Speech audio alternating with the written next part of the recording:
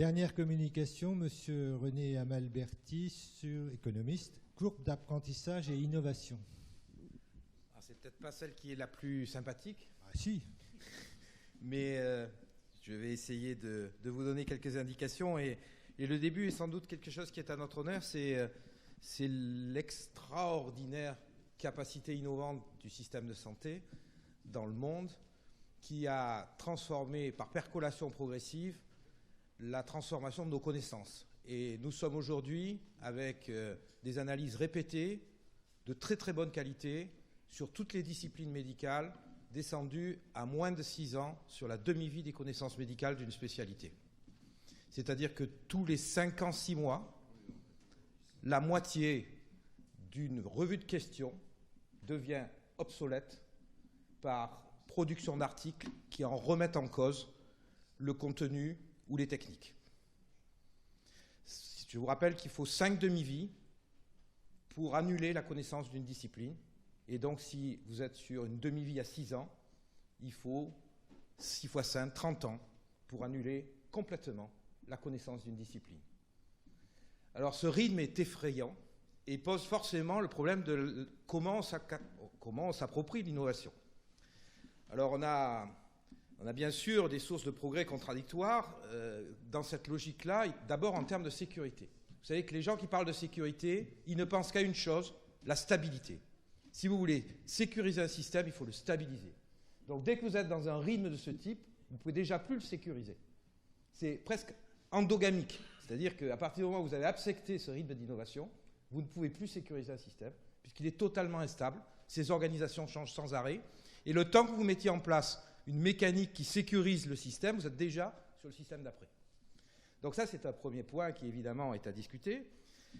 Et par contre, ce qui est le bénéfice, c'est que par l'innovation, on peut vraiment avoir des ruptures de sécurité très positives. Et donc, on abandonne cette idée qui est, pour faire de la sécurité, il faut stabiliser, et on croit très très fort qu'en faisant des innovations de rupture, on va gagner bien plus qu'en stabilisant le système. Et c'est dans le fond ce qu'on a vérifié. La médecine a vérifié ça, la médecine, la chirurgie a vérifié ça sur le long terme. Alors on l'a vérifié dans plein d'occasions, hein, que ce soit par la cyclosporine A, il suffit d'avoir trouvé la cyclosporine A pour qu'on change d'un coup, évidemment, la survie dans les rejets, dans les greffes de foie. Il suffit d'avoir trouvé un certain nombre de techniques anesthésistes pour que d'un coup le pronostic change totalement. Et il suffit d'une certaine façon d'avoir trouvé la technique de la célioscopie pour bouleverser complètement la chirurgie et ouvrir d'autres horizons. Et donc, on est véritablement dans cette logique-là. Malheureusement, quand on fait des enquêtes sérieuses, le rythme effrayant d'innovation que nous avons est traduit dans la réalité par 75% d'innovations qui n'apportent strictement rien et qui vont être progressivement, en moins de 2 ans, des innovations qui vont disparaître, mais qui ont coûté le coût d'apprentissage, qui ont coûté le coût d'introduction, etc. 18% qui sont avérées dangereuses et tracées comme dangereuses. Et évidemment, ça, c'est pas terrible. Et 7% qui sont bénéfiques. Donc, on a un immense taux d'innovation dont on a, à juste raison, à penser qu'il crée le vrai progrès sur le fond d'une longue distance, puisque quand on fait des innovations majeures, d'un coup, on fait des immenses progrès, et en même temps, on a un cortège d'innovations qui sont très discutables. Alors, c'est quoi l'innovation chirurgicale? En fait, c'est 2 choses. Ces innovations de rupture, elles sont assez bien cadrées par les CNP, on parlait tout à l'heure des CNP, elles sont assez bien cadrées par l'univers scientifique, c'est-à-dire, si on prend la cellio, pour prendre cet exemple qui est super simple, il arrive à un moment avec une démonstration scientifique, même si on l'est assez rapidement dans du randomisé, mais même si on n'est pas sur de la preuve A, on est très vite sur de l'évidence-based qui montre que c'est un vrai progrès. On va avoir des mises en route de formations qui vont être faites à l'échelle de la nation par les collèges, et on va avoir un accompagnement de la profession pour adopter cette innovation. Là, on est sur les innovations de rupture, on en a un certain nombre. Et puis, on a ce que les Anglais ont très joliment appelé les innovations Me Too. C'est le commercial est passé hier avec la nouvelle pince, qui est tout à fait géniale, qui fait papa-maman et fait un peu plus que papa-maman. Et donc, on l'a en démonstration, donc on essaye sur le patient le lendemain, de façon non guidée, aucune formation derrière, on est en improvisation personnelle. Et ce type d'innovation, MeToo, représente 70% de l'innovation introduite en chirurgie. C'est-à-dire elle est bien plus importante que l'innovation de rupture, et elle est absolument non guidée par la profession. C'est-à-dire qu'il n'y a strictement aucun mécanisme qui contrôle ces choix que vous allez tous faire dans votre vie, presque tous les jours, ou tous les mois, sous différentes formes. Ça peut être des pinces, ça peut être des voix d'abord, ça peut être ça peut être les deux, ça peut être des organisations dans votre blog, ça peut être un gros mélange de beaucoup de choses. Alors évidemment, c'est forcément extrêmement important parce que on va avoir une vision de l'innovation qui va dépasser très largement l'outil technique. C'est véritablement la profession qui se transforme. Donc on va transformer les organisations, on va transformer beaucoup de choses. Et du coup, on arrive sur comment vous faites pour apprendre tout ça, et est-ce qu'il faudrait faire autrement. Quand on regarde les courbes d'apprentissage chirurgical et la littérature, qui est quand même assez importante, hein, on est sur une courbe d'apprenant qui arrive sur un plateau, avec une routinisation, et en général, dans une fin de vie de l'exercice, on finit par avoir une réduction de dextérité et du nombre de cas. La littérature a assez bien marqué qu'en fin d'acquisition du plateau, il y a un effet de surconfiance qui est lié au fait qu'on commence à se sentir à l'aise sur la nouvelle technique, tout en n'ayant pas encore l'expérience, et on a une baisse de sécurité qui intervient à ce niveau-là. Donc tout ça est très bien modélisé dans la littérature, avec des effets de l'apprentissage qui sont énormes. C'est-à-dire que quand on a commencé à accumuler de l'expérience sur une technique, on réduit les temps et on réduit la gravité des erreurs. Mais on fait plus d'erreurs. Et ça, c'est une base même de l'apprentissage cognitif humain. Hein.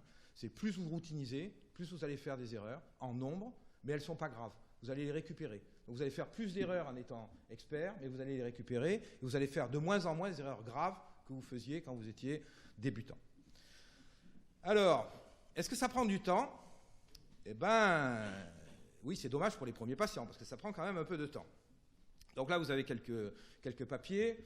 On est entre 4 ans et 20 patients, suivant le type de chirurgie. Donc vous voyez, je ne vais pas rentrer dans le détail, mais tout ça est très très bien décrit dans la littérature, à très très bon niveau de preuve. Les courbes sur, par exemple, la réduction mammaire, ou sur d'autres chirurgies coronariennes, ou sur de la prothèse de genou, montrent que l'expérience se stabilise après des années, pas après 2 jours, après des années. C'est-à-dire que vous avez un système quand même qui est inquiétant, et évidemment, s'il doit inquiéter quelqu'un, il faut le comprendre aussi dans ce qu'il représente en matière de compétences personnelles. Alors, on a d'abord le volume. Il va se stabiliser d'autant plus vite que le volume est grand. Si vous faites très peu de volume sur des chirurgies très complexes, vous allez être extraordinairement dangereux et vous n'allez pas pouvoir acquérir et stabiliser votre compétence. Aujourd'hui, c'est entièrement prouvé, on l'a dit tout à l'heure, mais c'est extrêmement important de le dire encore une fois.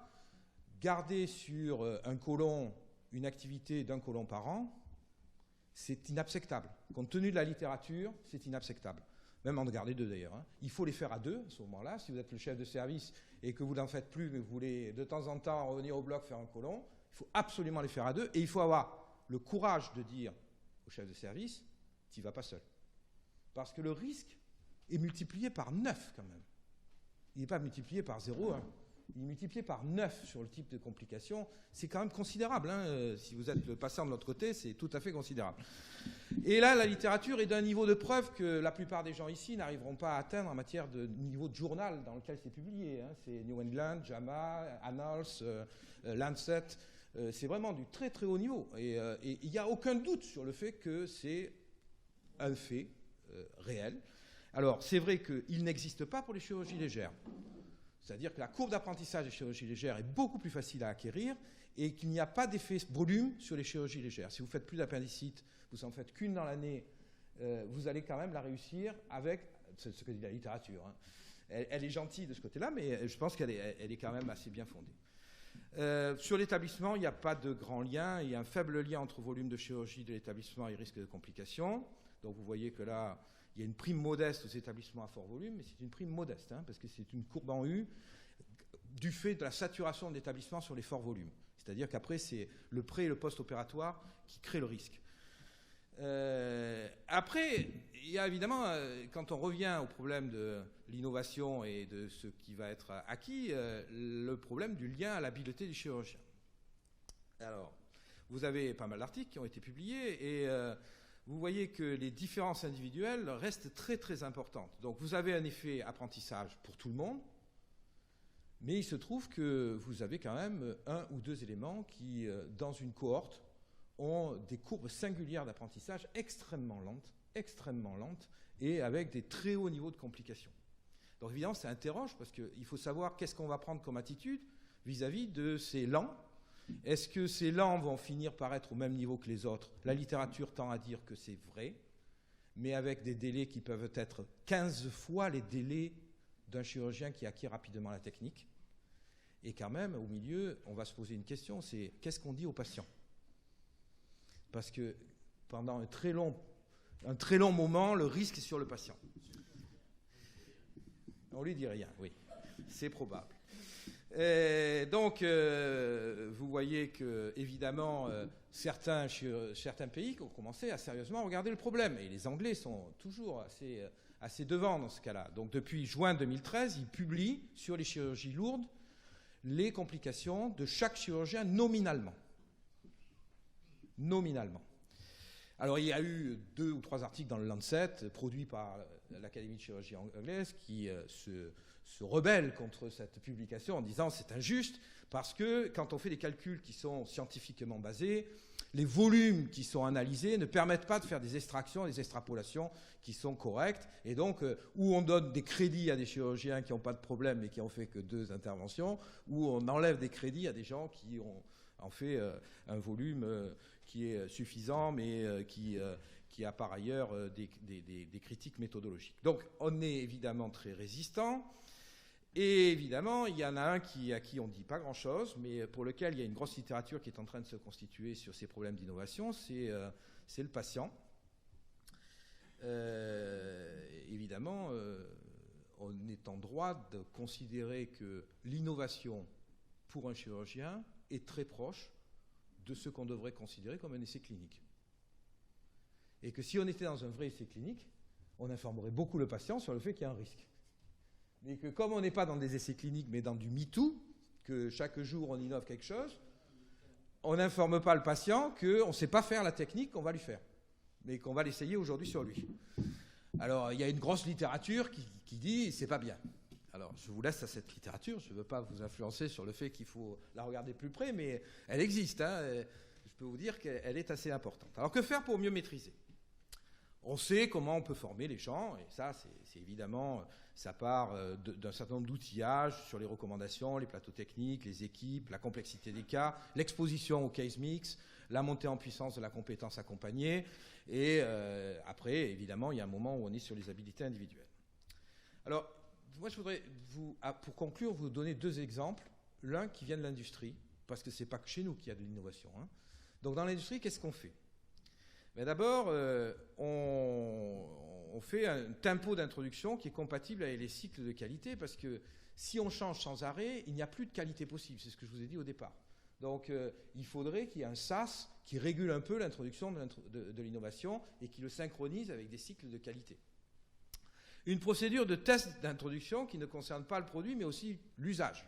Il ne s'agit pas juste de tester la pince, il faudrait tester comment on s'en sert. Alors, dans l'industrie, c'est simple, et si je prends l'aviation, c'est encore plus simple. On a retiré le droit aux pilotes d'innover.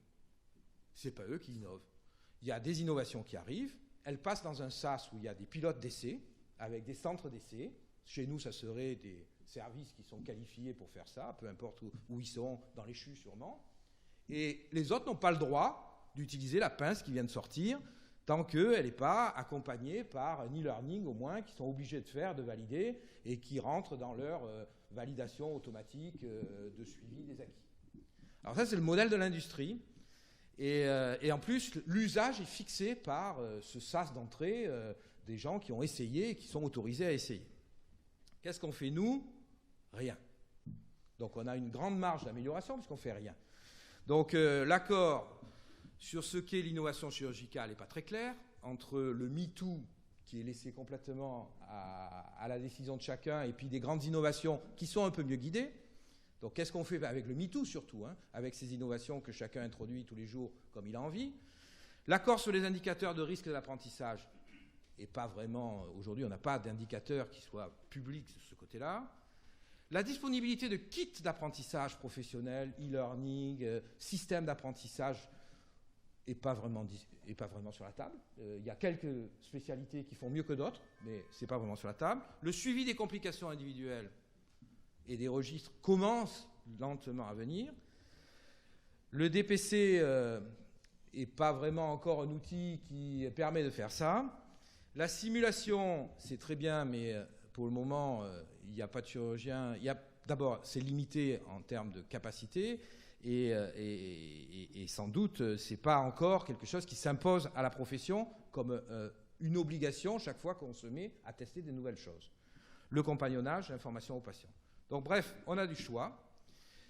Peut-être qu'il faut un accord sur ce qu'est l'innovation. Peut-être qu'il faut un accord sur des indicateurs de risque. C'est les CNP qui peuvent faire ça. C'est les collèges, c'est l'académie. Enfin, c'est les gens de la profession qui doivent faire ça. Une information aux patients honnête. Évidemment, il ne s'agit pas de raconter n'importe quoi, mais il y a des moments où il y a des choses à lui dire. Un travail collectif, réflexif et critique de l'équipe de chirurgie sur le MeToo. On va être de plus en plus en équipe.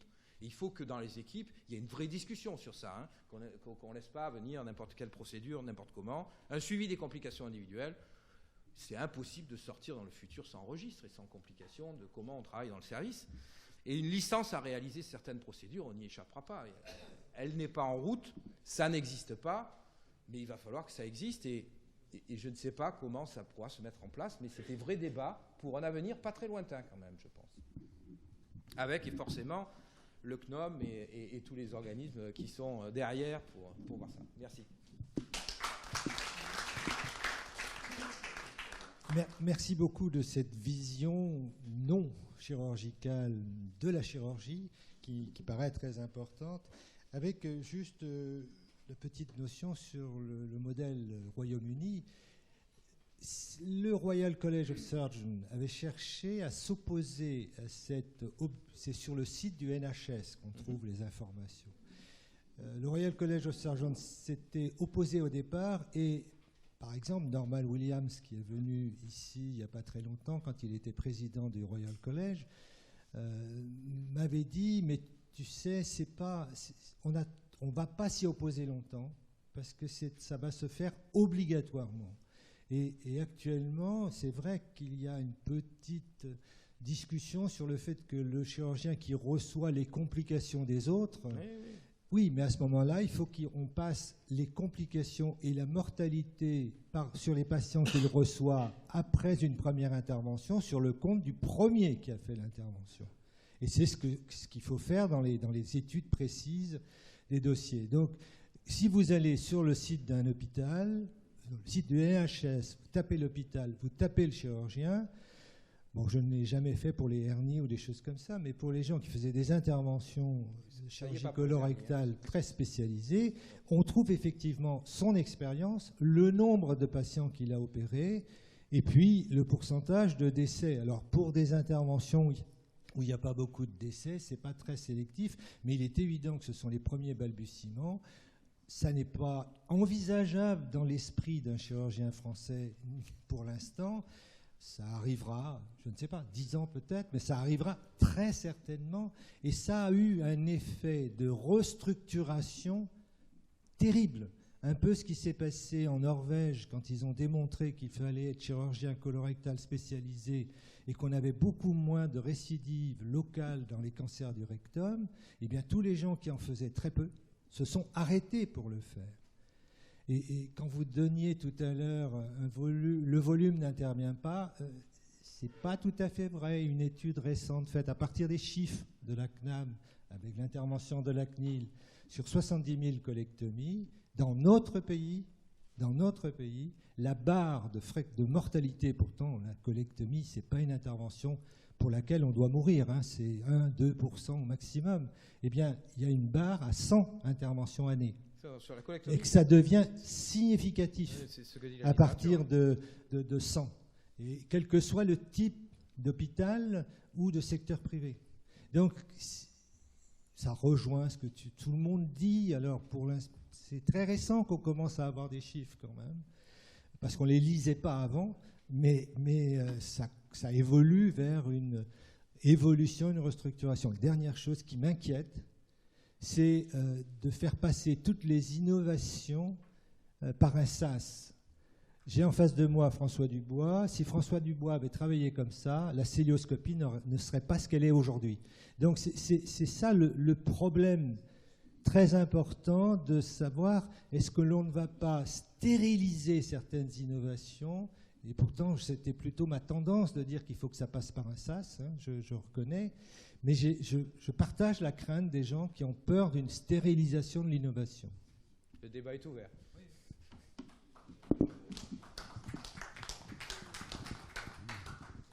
Bon, félicitations pour cet exposé passionnant. Je vais revenir un petit peu en arrière à propos du Royaume-Uni. Il se trouve que j'ai été 2 fois membre du jury du Fellowship du Royal College. Et ce qui m'a impressionné, c'est la formation très disparate des fellows. Et à l'oral, on les interrogeait sur la technique opératoire. Et leur cahier, où ils notent toutes leurs interventions, était vraiment très différent. Et ça dépendait beaucoup du service où ils avaient été. On pouvait très bien avoir que de la chirurgie vasculaire, que des appendicectomies. Et en plus, il y a la culture qui joue. Et en ce qui concerne la cholecystectomie, il n'était pas du tout question de faire la cholecystectomie cœlioscopique comme François Dubois. Il la faisait à l'américaine, avec les trocars sur le côté, en poussant la vésicule vers le haut et en disséquant la vésicule sur le foie relevé. Et puis, quand on parlait des réparations de voies biliaires, alors là, c'était épouvantable. Parce qu'il connaissait que la mucosole graffe. Il n'était pas question de leur parler de l'intervention de Hep Quido.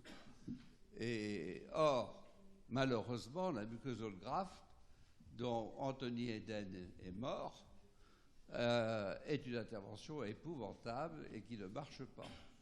Donc, il n'y a pas que... il y a beaucoup de choses dans la formation d'un chirurgien, mais il y a aussi la culture du pays. Une dernière question, parce qu'on a tenu dans les temps, donc on va... Oui, juste une question concernant la place de la simulation que vous avez un peu minorée, mais qui a l'air de prendre le pas dans beaucoup de domaines. Et à l'instar de ce qui se passe pour les pilotes de Boeing, il devient de plus en plus, il y a de nombreux programmes en France de développement de la simulation en chirurgie. Alors le problème, c'est la limite de ces systèmes qui ne vont pas vers les interventions complexes, mais plutôt vers des modélisations de quelques actes. Donc voilà, c'est un peu... Très honnêtement, pour le moment, nous avons des centres, mais nous n'avons pas des chirurgiens qui viennent systématiquement... Mais ça peut devenir systématique. Alors, ça pourrait le faire. Peut-être que c'est la simulation numérique sur des web simulateurs. Sur des systèmes plus simples et plus autoportés dans les services, qui permettra d'avoir une diffusion à très grande ampleur, où on teste la procédure qu'on va essayer le matin. Exactement. Parce que c'est en fait ça, le MeToo qui représente 60%, c'est pas des gros trucs, c'est des trucs qu'on va tester parce qu'on l'a jamais fait soi, quoi. Et peut-être que là on va vite progresser, oui. Peut-être. Oui, simplement, je voudrais remercier les orateurs et puis donner la parole peut-être au président Boué s'il a quelques mots à nous donner. Bien, écoutez, on a vécu une après-midi passionnante, hein, avec une multiplicité de sujets où finalement on a balayé de l'économique, du professionnel, du technique, de l'organisationnel. Je crois que ça illustre bien 2 réalités. La première, c'est la vitalité avec laquelle notre profession est capable de s'insérer dans son environnement et est capable de faire évoluer sa propre technicité et sa propre place dans l'organisation générale. Et ça, ce que nous venons de vivre cet après-midi en est bien l'illustration. Mais c'est aussi la certitude que nous serons regardés par la société à l'aune de l'efficience, de la pertinence et de la qualité.